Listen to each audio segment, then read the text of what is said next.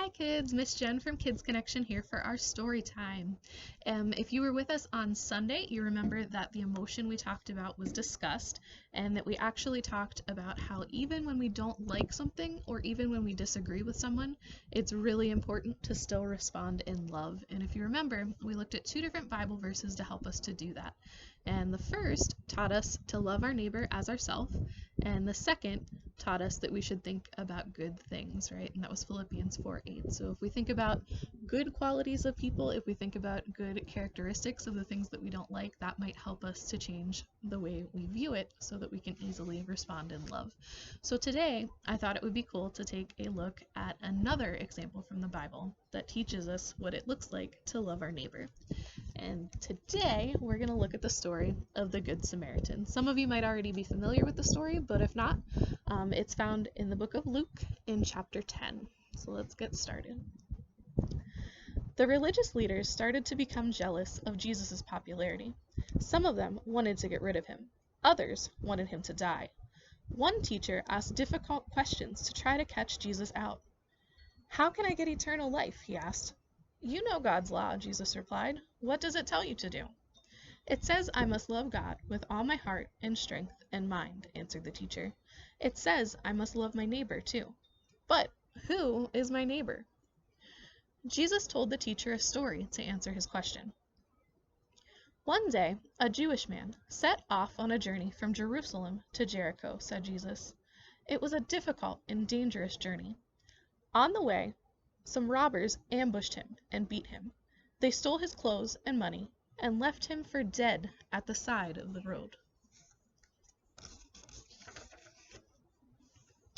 A little while later, a priest came past. He saw the man lying at the side of the road, but quickly hurried on his way. He didn't stop to help the man at all. A little while after that, a teacher of the law came along. He went across to have a closer look at the man, but did not stop to help him.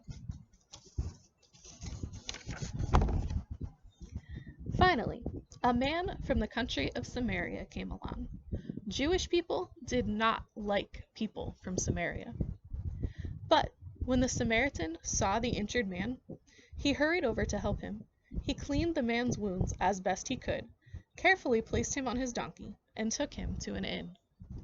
The next day, the Samaritan had to continue his journey. He went to see the innkeeper. He gave him some money and told him to take care of the Jewish man. He also told him that when he returned, he would pay any extra money that was owed for his care. Jesus looked at the teacher who had questioned him. "Which of the three people in the story would you say was a good friend and neighbor?" "The Samaritan was a good friend," replied the teacher.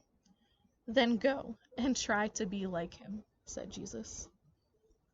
So, I don't know if you guys caught it, but the really awesome thing about this story is that, as it mentioned, the Jewish people and the Samaritan people, they did not get along. So there were definitely things about one another that they probably would have found kind of disgusting, right? There were things that they didn't like. But even though there were things they didn't like, the Good Samaritan still chose to act in love. He still chose to take care of the Jewish man and give him help when he needed it the most.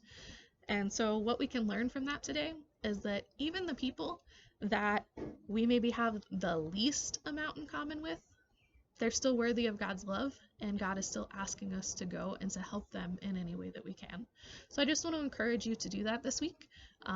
Just continue to show God's love and to be a light in the midst of your friends and in the midst of everything that's going on. So love you guys, and I look forward to seeing you soon.